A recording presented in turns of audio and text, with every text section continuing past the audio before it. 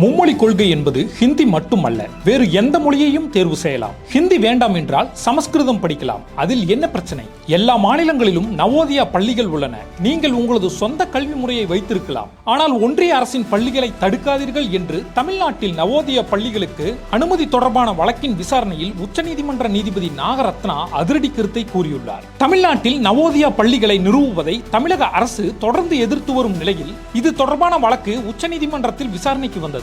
அப்போது 3 வார காலம் அவகாசம் வழங்குகிறோம், அதற்குள் நவோதயா பள்ளிகள் அமைப்பதற்கான இடங்களை கண்டறிவது குறித்து தெரிவிக்க வேண்டும் என உத்தரவிடப்பட்டுள்ளது.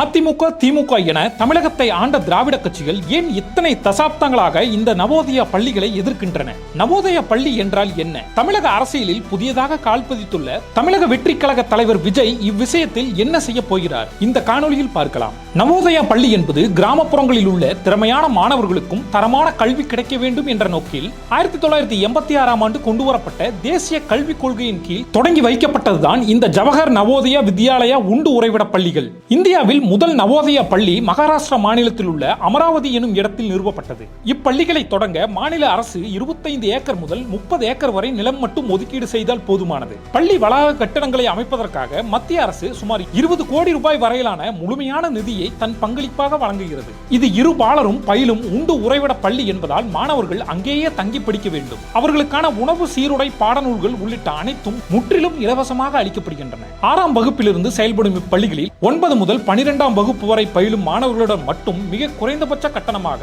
600 ரூபாய் வசூலிக்கப்படுகிறது. ஆனால் பழங்குடியினர், தாழ்த்தப்பட்டோர், வறுமை கோட்டுக்கு கீழ் உள்ளவர்கள் மற்றும் மாணவிகளுக்கு இந்த கட்டணமும் கிடையாது. அரசு ஊழியர்களின் வாரிசுகளாக இருந்தால் மட்டும் மாதம் 1500 ரூபாய் அல்லது அவர்கள் பணிபுரியும் நிறுவனத்தில் பெறுகின்ற குழந்தைகள் கல்வி உதவித்தொகை, இவற்றில் எது குறைவானதோ அது வசூலிக்கப்படும். இதில் ஒரு முக்கியமான விஷயம் என்னவென்றால் இப்பள்ளிகளில் 75 விழுக்காடு இடங்கள் கிராமப்புற மாணவர்களுக்கும் 25 விழுக்காடு இடங்கள் நகர்ப்புற மாணவர்களுக்கும் மாணவர் சேர்க்கை நடைபெறுகிறது. இதன் மூலம் கிராமப்புற மாணவர்களுக்கும் நகர்ப்புற மாணவர்களுக்கும் இணையான CBSE கல்வியை பெற முடியும் என நம்பப்படுகிறது. அது மட்டுமின்றி இப்பள்ளிகளில் உள்நாட்டு மாணவர் பரிமாற்ற திட்டம் ஆண்டுக்கு ஒரு முறை செயல்படுத்தப்படுகிறது. இதன்படி 9ஆம் வகுப்பில் பயிலும் போது இந்தி மொழியை தாய்மொழியாக கொண்டிராத மாநிலங்களிலிருந்து 30 விழுக்காடு மாணவர்களும் இந்தி பேசும் மாநிலங்களிலிருந்து 30 விழுக்காடு மாணவர்களும் ஒருவருக்கொருவர் மாற்றிக்கொள்ளப்படுவார்கள். இத்திட்டத்தின் கீழ் வடமாநில மாணவர்கள் தமிழக பள்ளிகளுக்கும் தமிழக மாணவர்கள் வட மாநிலங்களுக்கும் சென்று தங்கி பயில வழிவகை செய்யப்படுகிறது. இது அனைத்து மாணவர்களுக்கும் பிற மாநிலங்களின் கலாச்சாரம் மற்றும் பண்பாடுகளை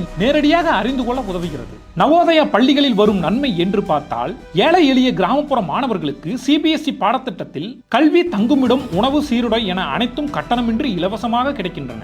கிராமப்புற மாணவர்களுக்கான முன்னுரிமை 75 விழுக்காடு இடங்கள் கிராமப்புற மாணவர்களுக்கே ஒதுக்கப்படுவதால் பின்தங்கிய பகுதி மாணவர்களின் உள்ளார்ந்த திறமைகள் வெளிக்கொணரப்படுகின்றன.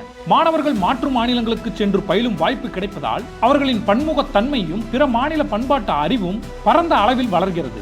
மத்திய பாஜக அரசுக்கும் எப்போதும் 7ஆம் பொருத்தமாக இருந்து வந்த மேற்கு வங்க மாநிலத்தில் கூட 20 மாவட்டங்களில் இப்பள்ளிகள் செயல்படுகின்றன. அதேபோல் பாஜக இதுவரை ஆட்சிக்கே வராத கேரள மாநிலத்தில் கூட 14 மாவட்டங்களிலும் தலா ஒரு பள்ளி வீதம் 14 நவோதயா பள்ளிகள் சிறப்பாக செயல்பட்டு வருகின்றன. ஆனால் இந்தியாவில் தமிழ்நாட்டில் மட்டும் ஒரு நவோதயா பள்ளி கூட கிடையாது. தமிழ்நாடு இதை எதிர்க்க முக்கிய காரணம் இப்பள்ளிகள் ஆங்கிலம், இந்தி மாநில மொழி என மும்மொழி கொள்கையின் அடிப்படையில் செயல்படுகின்றன. தமிழ்நாட்டின் மொழிக் கொள்கையோ தமிழ் மற்றும் ஆங்கிலம் ஆகிய இரு மொழிகளை கற்பிக்கும் இருமொழி திட்டமாகும். 1930களில் இருந்தே இந்தி திணிப்புக்கு எதிராக வலுவான போராட்டங்களை நடத்தி வரும் தமிழ்நாட்டில் மாவட்டந்தோறும் நவோதயா பள்ளிகளை திறப்பது ஹிந்தி மொழிக்கான வாய்ப்புகளை உருவாக்கிவிடுமோ என்று அச்சம் நிலவுகிறது. இந்தியாவிலேயே நவோதயா பள்ளிகள் இல்லாத ஒரே மாநிலமாக தமிழ்நாடு நீடிப்பதற்கு இங்கு மாறி மாறி ஆட்சி செய்த திராவிட கட்சிகளே காரணம் என விமர்சனம் வைக்கப்படுகிறது. இதன் பின்னணியில் இருக்கும் இன்னொரு முக்கியமான குற்றச்சாட்டு என்னவென்றால் அரசியல்வாதிகள் பெரும்பாலும் தனியார் பள்ளிகளை நடத்தி கொண்டிருப்பதால் இத்தகைய மத்திய அரசு பள்ளிகள் தமிழகத்திற்குள் வருவதன் மூலமாக தனியார் பள்ளிகள் வணிகம், வருவாய் பாதிக்கப்படும் என்று கருதித்தான்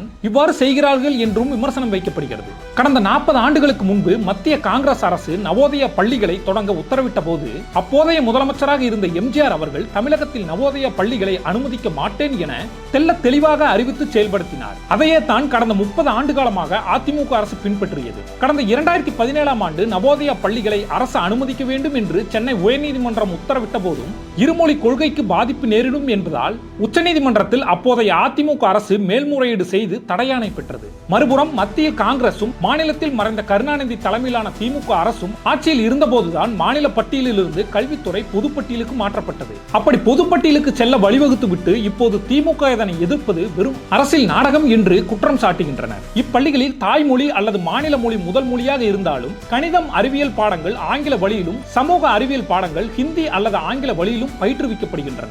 ஆங்கிலம், ஹிந்தி தவிர்த்து மூன்றாவது மொழியானது 8ஆம் வகுப்பு வரை மட்டுமே பாடத்திட்டமாக அமைந்திருக்கிறது. இதனால் தமிழ் போன்ற மாநில மொழிகளுக்கு போதிய முக்கியத்துவம் கிடைப்பதில்லை என்று விமர்சனம் உள்ளது. அதே சமயம் தமிழ்நாட்டில் உள்ள தனியார் சிபிஎஸ்இ பள்ளிகளில் ஹிந்தி பயிற்றுவிக்கப்படுகிறது.